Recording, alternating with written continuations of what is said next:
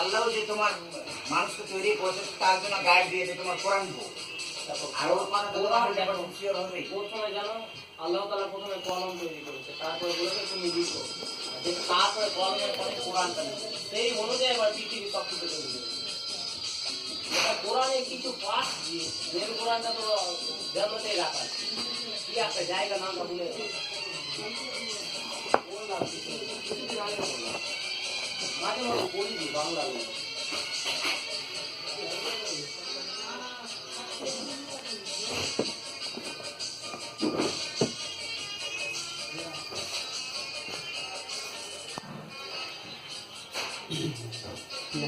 good.